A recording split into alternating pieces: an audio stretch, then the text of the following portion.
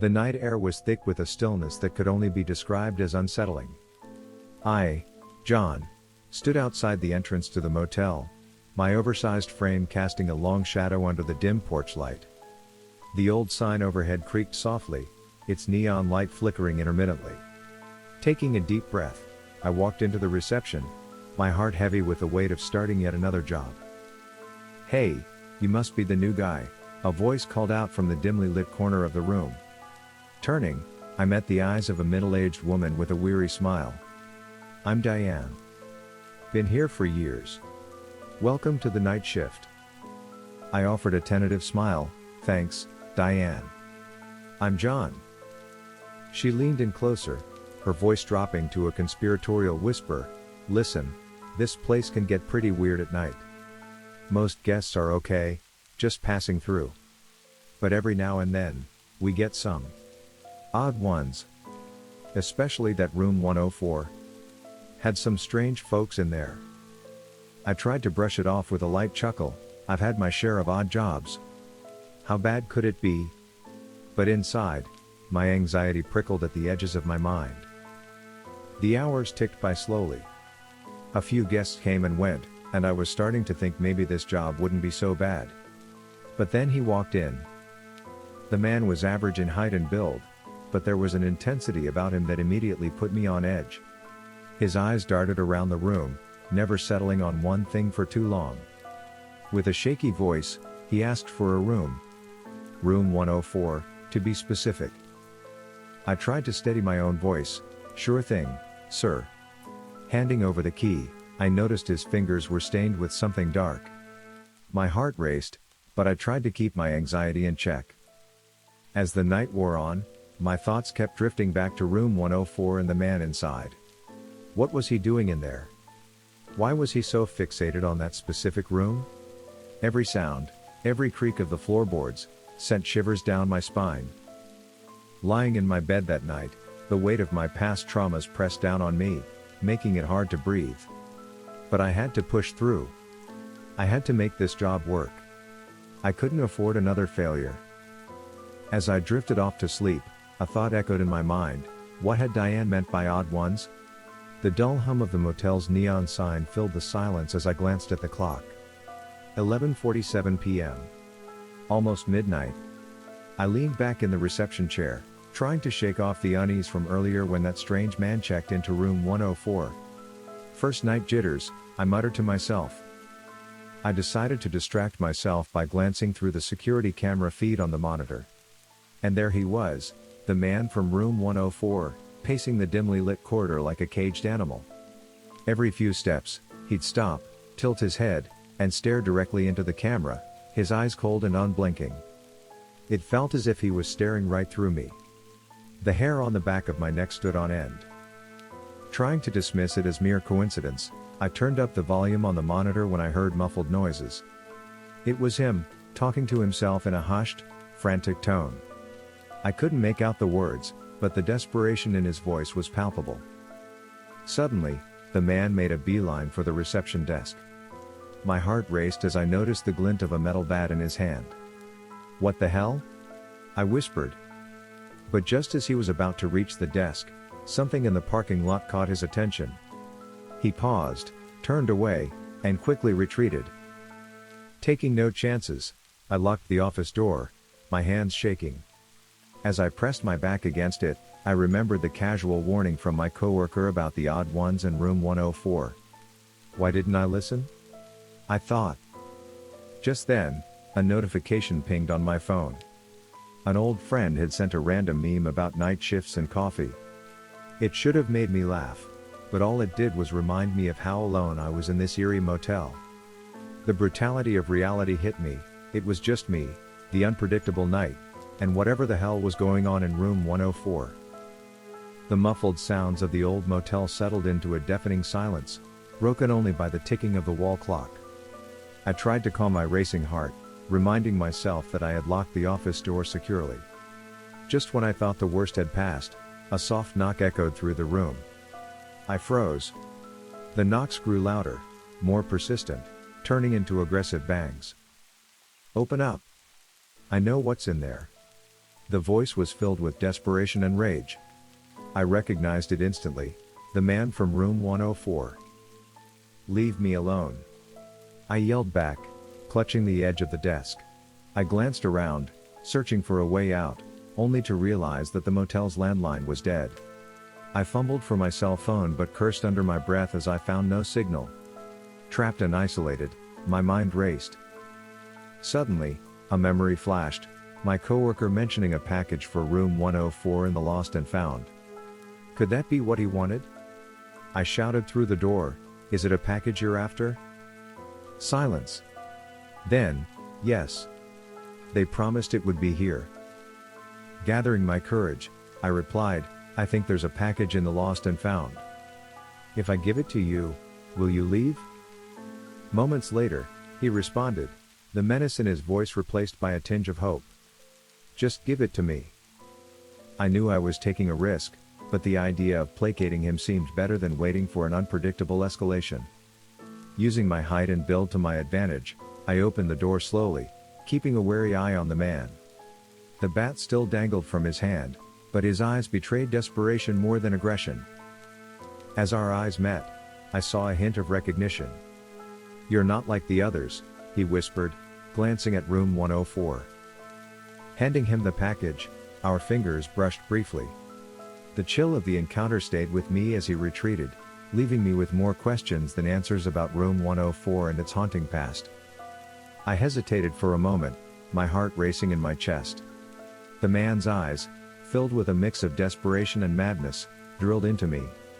I had to think fast, and I remembered the old package gathering dust in the lost and found. "Wait," I said, trying to keep my voice steady, "I think I might have seen the package you're talking about." His grip on the bat loosened slightly, the intensity in his eyes dimming just a notch. "Bring it to me," he rasped. Holding my hands up in a placating gesture, I slowly made my way to the lost and found cupboard, praying that the package inside was the one he sought. As I pulled out the old, dust-covered box, I noticed a faded journal peeking out from beneath its flaps. I offered the box to the man, keeping the journal hidden behind my back. As he tore through the package, I quickly skimmed the journal's pages. The entries were disturbing, recounting various unspeakable crimes that took place in room 104. My blood ran cold as I read the final entry, hinting at a hidden treasure in the room. Suddenly, it all made sense. This man was after whatever was concealed in there. But there was something more, a revelation that the writer of the journal was the man's father. I was so engrossed in the journal that I didn't notice him lunging at me until it was almost too late. With a desperate swing, he tried to hit me with the bat, but I ducked just in time. Using the element of surprise, I kicked the bat out of his hands and shoved him with all my strength into room 104, locking the door behind him. As I leaned against the door, gasping for breath, the brutal truth hit me. The man was searching for a dark legacy left behind by his father. And now, trapped in room 104, I had unwittingly become a part of his twisted story. The brutality of the situation weighed heavily on me. I had been through a lot in my life, with my personal issues and traumas, but nothing compared to the sheer terror of this night. And as the dawn approached, I realized that the story of room 104 was far from over. As the first rays of dawn broke, casting the motel in a soft golden hue, the blaring sirens of police cars disrupted the eerie silence. The officers quickly subdued the deranged man, cuffing him and leading him away. One of them approached me, offering a reassuring pat on the back. "You did good, kid," he said. "This man's been on our radar for a while." I nodded, trying to process everything. As the officer was about to leave, he handed me a small, ornate locket. "Found this on him," he explained. "Seems to be what he was after." I recognized it from the journal's descriptions, a family heirloom that was believed to bring fortune. Shivers ran down my spine. How many had suffered for this? Exhausted, I decided to check room 104 one last time. The curiosity gnawing at me was too strong to ignore. As I carefully inspected the room, my fingers brushed against a loose floorboard near the bed. Lifting it, I discovered a hidden compartment. Inside was an old, faded photograph of the motel.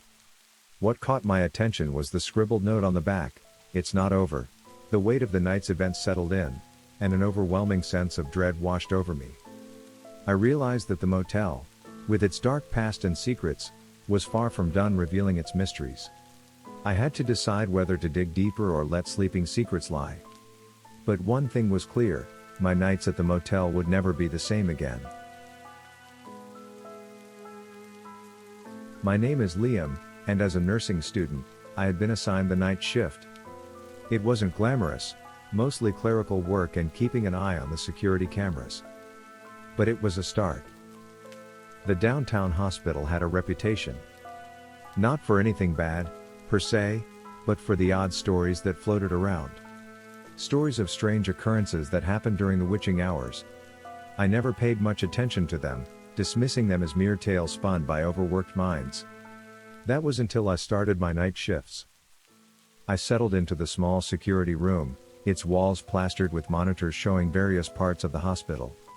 The rhythmic beeping of machines in the distance was oddly comforting. I began my routine check, ensuring all the cameras were functioning and scanning the screens for any irregularities. A soft knock on the door interrupted my thoughts. It was Danny, a good friend of mine and the hospital's night security guard. His face was always lit up with a mischievous grin, and tonight was no exception. "Hey, rookie," he greeted, leaning against the doorframe. "Ready for another thrilling night of, well, pretty much nothing?" I chuckled. "You make it sound so exciting, Danny." He shrugged, his grin widening. "You never know. This place has its secrets." I raised an eyebrow, intrigued. "Like what?" Danny leaned in, his voice dropping to a whisper. "You ever hear about the Sacred Hearts ward? Rumor has it, some pretty weird stuff goes down there at night." I rolled my eyes. "Come on, Danny. Not you too with the ghost stories." He laughed, holding up his hands in defense. "Hey, I'm just saying. Keep an eye on that ward. You might see something interesting." With that cryptic message, Danny left, leaving me with a sense of unease. I shook it off, reminding myself that it was just Danny being Danny. But as the night wore on, and the corridors remained silent, I couldn't help but feel a growing sense of anticipation. Something told me this night wouldn't be as uneventful as the others. Hours seemed to stretch endlessly in the dimly lit security room. The monitor's soft glow was the only source of light, casting eerie shadows on the walls. My eyes flitted from screen to screen, ensuring everything was as it should be. It was around 2 a.m. when I noticed something odd on one of the cameras.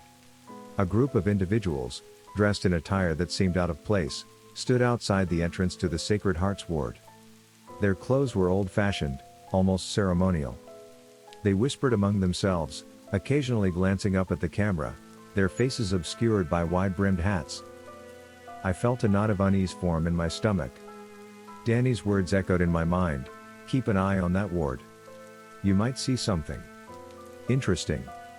I quickly grabbed the intercom, paging Danny. "Hey, there's a group outside the Sacred Hearts ward. Looks suspicious." A moment of silence, then Danny's voice crackled through, sounding unconcerned. "Probably just some visitors who lost their way. I'll check it out." But as I continued to watch, the group's behavior grew more concerning.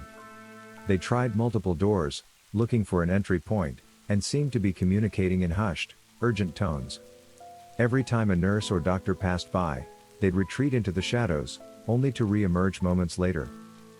I grabbed the intercom again, urgency evident in my voice.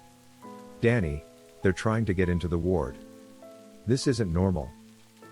There was a brief pause before Danny responded, "All right, I'm on my way." Minutes felt like hours as I waited, my eyes glued to the screen. The group's persistence was alarming. What did they want with the infants? Why were they so desperate to get inside? Suddenly, the screen showed Danny approaching the group, his flashlight beam cutting through the darkness. They exchanged words, though I couldn't hear the conversation. The group seemed agitated, gesturing wildly. Then, as quickly as they appeared, they retreated, disappearing down a corridor. Danny's voice came through the intercom, sounding slightly out of breath. They said they were here for a ceremony. Told them visiting hours were over and they needed to leave. But Liam, keep a close eye on that ward. Something's not right. I nodded, even though Danny couldn't see me. The weight of responsibility felt heavy on my shoulders. The night was far from over, and I had a sinking feeling that the group's departure was only temporary. The following nights were a blur of anxiety and heightened alertness. Every shadow, every movement on the security cameras made my heart race. The mysterious group's visit had left an indelible mark on my psyche. Their peculiar attire, their desperate attempts to access the Sacred Hearts ward, it all seemed to point to something sinister. One evening, after my shift had ended, curiosity got the better of me. I decided to dig deeper into the security archives, hoping to find some answers. The dimly lit room housing the old footage felt colder than usual, the rows of monitors casting an eerie glow. As I rewound through weeks of footage, a pattern began to emerge. The group had been visiting the hospital for longer than I'd initially thought. Their appearances were sporadic at first but had become more frequent over the past month. Always during the night, always lurking around the Sacred Hearts ward. But what chilled me to the bone was a discovery I hadn't anticipated. On several occasions, after the group's visits, infants from the ward went missing. The disappearances were brief, the babies found elsewhere in the hospital, often in storage rooms or empty wards. The staff had been baffled, attributing the incidents to mix-ups or oversights. But now, a more sinister picture was forming. I immediately called Danny, sharing my findings. His voice, usually filled with joviality, was grave. "Liam, this is bigger than we thought. We need to alert the higher-ups. And the police." The weight of our discovery was immense. The group wasn't just a bunch of trespassers, they had a clear, malicious intent. The question that haunted me was, why? Why were they so obsessed with the infants? And what did they do during those brief periods the babies went missing? The hospital's atmosphere changed after that night. There was a palpable tension in the air.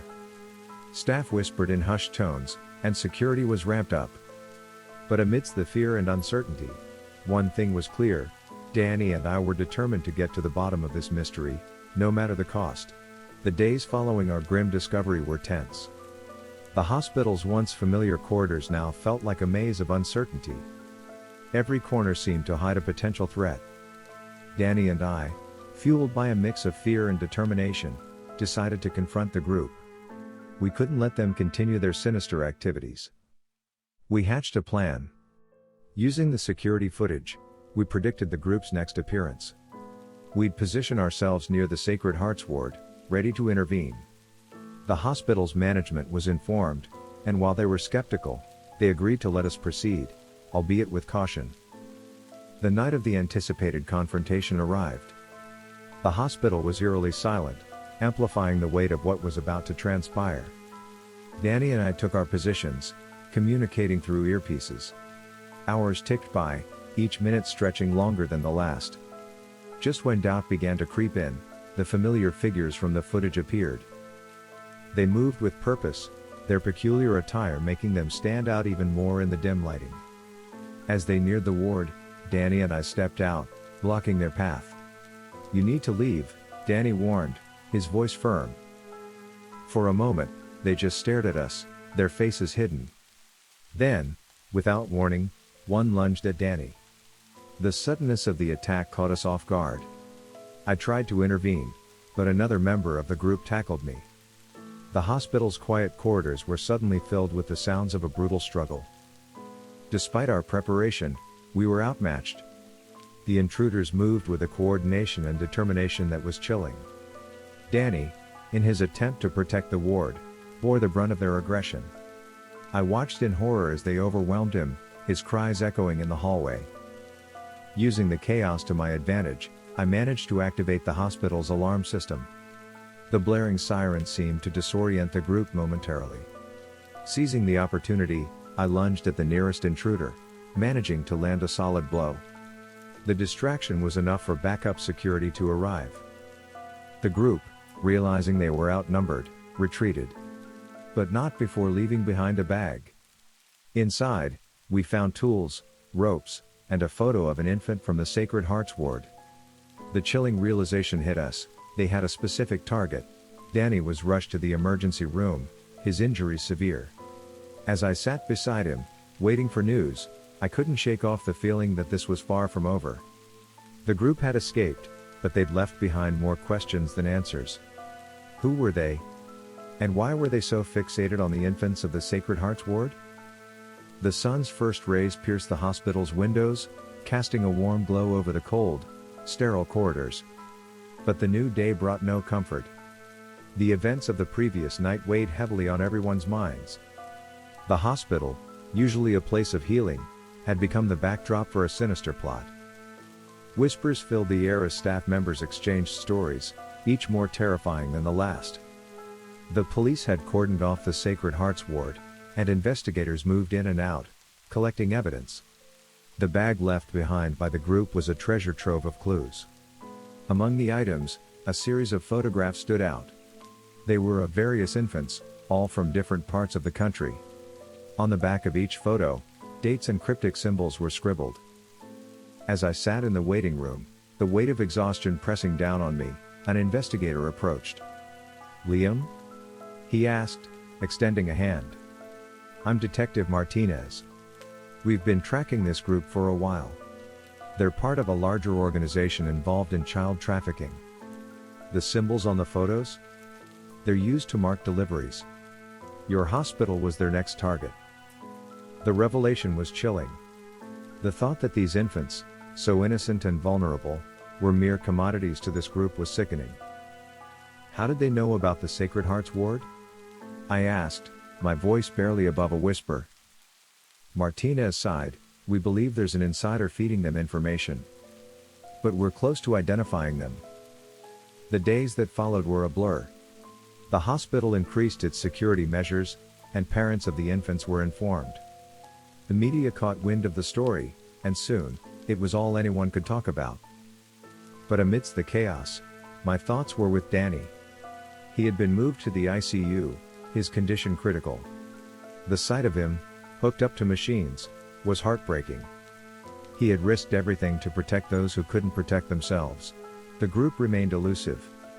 Despite the evidence, their motives were still shrouded in mystery. Were they merely foot soldiers in a larger scheme? Or was there something more to their actions? The night had been uneventful, just the way I liked it. Fresh out of the academy, every shift felt like a test, and I was determined to prove myself. The roads were mostly empty, with only the occasional car passing by. The city lights in the distance seemed to blur into the horizon, creating a serene backdrop. It was around midnight when a car sped past me, breaking the tranquility of the night. I quickly turned on my siren and gave chase. The car pulled over, and I approached with caution, my hand instinctively resting on my holster. The driver's window rolled down, revealing a middle-aged man with a scruffy beard and piercing eyes. "Is there a problem, officer?" he sneered, his tone dripping with disdain. "You were speeding," I replied, trying to keep my voice steady. "License and registration, please." He scoffed. "Do you know who I am?" I frowned. "It doesn't matter who you are. License and registration." He begrudgingly handed over his documents, muttering curses under his breath. As I checked his details, I noticed he was becoming increasingly agitated, constantly glancing at the backseat. Deciding to investigate further, I asked him to step out of the vehicle. He hesitated for a moment before complying. A quick search of the car revealed a briefcase filled with documents, photographs, and what looked like transcripts of recorded conversations. "What's all this?" I asked, my suspicion growing. "None of your business," he snapped. His aggressive demeanor and the contents of the briefcase were enough to warrant an arrest. "You're coming with me to the station," I declared, cuffing him. He struggled. "You're making a big mistake, rookie." Little did I know, he was right. As we drove to the small police station on the outskirts of the city, I couldn't shake off the feeling that I had just stepped into a much larger, more dangerous game. The small police station on the outskirts of the city was a far cry from the bustling precincts downtown. Its walls had seen better days, and the dim lighting gave it an almost ghostly ambience.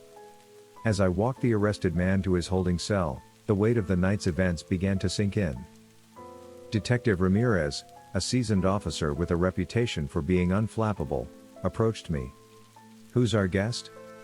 he asked, nodding towards the cell.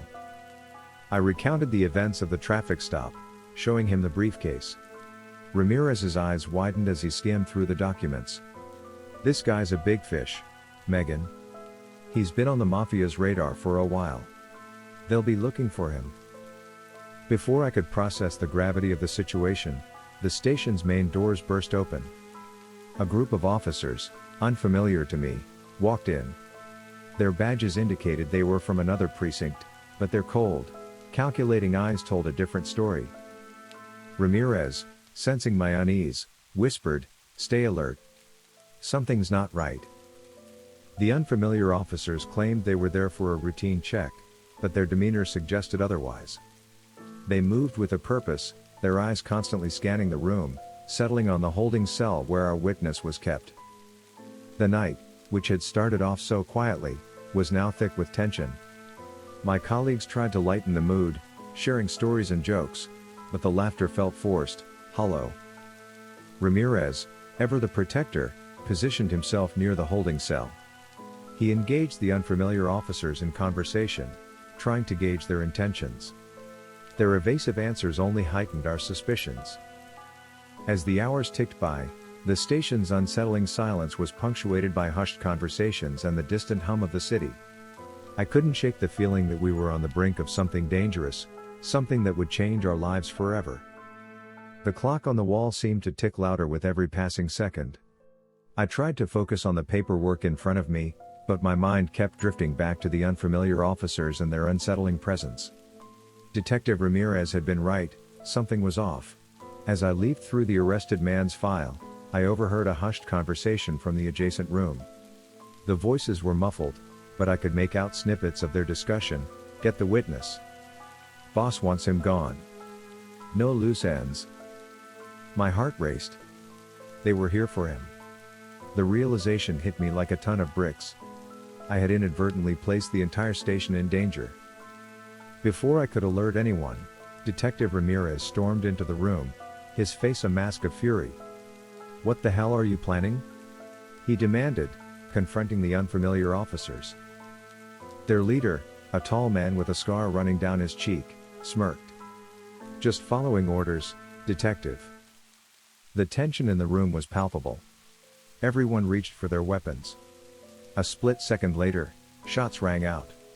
The deafening sound of gunfire echoed through the station, shattering the once quiet night. In the chaos, I grabbed the witness and dragged him towards the interrogation room. Bullets whizzed past us, and the screams of my colleagues filled the air. I could hear the dirty cops shouting, coordinating their attack. With adrenaline pumping through my veins, I managed to lock the door behind us. The interrogation room became our makeshift fortress. Through the one-way mirror, I could see the carnage unfolding outside. My colleagues were outnumbered and outgunned. The witness, pale and trembling, looked at me with wide eyes. "They're here for me, aren't they?" I nodded, trying to calm my racing heart. "Who are you?" He swallowed hard. "I have evidence. Evidence that could bring down the entire mafia operation in this city. Those cops. They're on their payroll." The weight of the situation bore down on me. We were trapped, surrounded by enemies, with betrayal lurking in every corner. The night had only just begun, and I had a feeling it was going to be a long one. The interrogation room's thick walls muffled the sounds of the ongoing battle outside, but every gunshot, every scream, sent shivers down my spine. The witness, a man who had once been so arrogant and defiant, now sat huddled in a corner, his face ashen. "They won't stop until they get me," he whispered, his voice trembling. "You don't understand. The information I have. It's enough to bring down the entire syndicate." I took a deep breath, trying to steady my nerves. "Tell me everything. If we're going to survive this, I need to know." He hesitated for a moment, then began to speak. He detailed the mafia's operations, the bribes, the hits, and most shockingly, the involvement of several high-ranking officers within our own force. As he spoke, the pieces began to fall into place. The unfamiliar officers, the betrayal, the relentless attack on our station, it all made sense. The night wore on, and the intensity of the siege grew. The dirty cops were relentless, using every tactic in the book to breach our defenses. I could hear them communicating, coordinating their moves. And among those voices, I recognized one, a voice I had trusted, a colleague I had considered a friend. The realization hit me like a ton of bricks. There was a traitor among us, feeding information to the attackers. The betrayal cut deep, but there was no time to dwell on it. We had to act. The interrogation room became our sanctuary, but we knew it wouldn't hold them off forever. The room had a small ventilation shaft, barely big enough for a person to crawl through. It was a long shot, but it was our only way out. The witness, desperate to escape, managed to squeeze through first. I followed closely behind, the tight space pressing in on me from all sides. Emerging from the vent, we found ourselves in a storage room. The muffled sounds of the ongoing battle were distant, but still ever present. We had to be careful. After escaping the interrogation room, Megan and the witness found refuge in the station's storage room. To their advantage, the room was stocked with confiscated weapons from past arrests. Megan, though a rookie, quickly armed herself and handed a weapon to the witness. They barricaded the door, preparing for the inevitable confrontation. The attackers, realizing their quarry was cornered, attempted to breach the storage room. As the door began to give way, a fierce gunfight erupted. Megan, using her training, managed to take down several of the attackers. The witness, driven by the will to survive, also held his ground. However, during the intense firefight, Megan was shot in her side. The pain was excruciating, but she fought through it, determined to protect the witness and herself. With the combined efforts of Megan and the witness, they managed to repel the attackers. But as the last of them retreated, Megan's strength began to falter due to her injury, and she collapsed amidst the chaos of the storage room. The first light of dawn began to seep through the bullet-riddled windows of the police station. The once familiar setting was now a haunting battleground, filled with the echoes of gunfire and the memories of fallen comrades. My side throbbed with pain, each heartbeat a stark reminder of the night's events. I could hear the distant wail of sirens, growing louder with each passing second. I tried to move, but my body resisted. The cold floor beneath me was stained with my blood. The witness, though shaken, was by my side, trying to keep me conscious. "Stay with me, Megan," he urged, his voice filled with genuine concern. The door to the storage room creaked open, revealing the silhouette of a figure. My heart raced, fearing another attacker. But as the figure stepped into the dim light, I recognized the familiar face of Detective Ramirez. He was battered and bruised but alive. "We did it," he whispered, his voice filled with a mix of relief and sorrow. "Backup's on the way." The witness helped me to my feet, supporting my weight as we made our way out of the storage room. The station was eerily silent, a stark contrast to the chaos of the night. The bodies of my colleagues lay scattered, a grim testament to the night's brutality. As we stepped outside, the blinding light of dawn greeted us. The parking lot was filled with police cars, their lights flashing in a chaotic dance. Paramedics rushed towards me, quickly attending to my wounds. The witness, now free from immediate danger, turned to me. "Thank you," he said, his voice filled with gratitude. "You saved my life." I nodded weakly, the weight of the night's events pressing down on me. As the paramedics loaded me into the ambulance, I looked back at the police station, my home for the past month. It was a stark reminder of the corruption that had seeped into the very foundation of the force I had sworn to serve. The events of that night changed me. The betrayal, the loss, the realization that the very people I trusted were the enemy. But it also strengthened my resolve. I was determined to root out the corruption, to ensure that the sacrifices of my colleagues were not in vain. As the ambulance sped away, the rising sun cast a golden hue over the city. A new day had dawned, bringing with it the promise of justice and the hope of a better future.